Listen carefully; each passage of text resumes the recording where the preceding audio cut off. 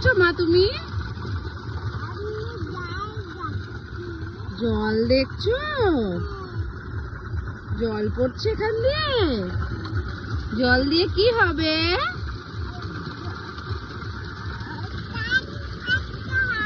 স্নান করতে হবে।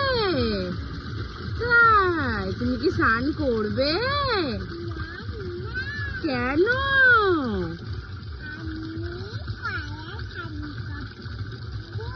তুমি কলে স্নান করবে? এই জলে করবে না? ঠিক আছে।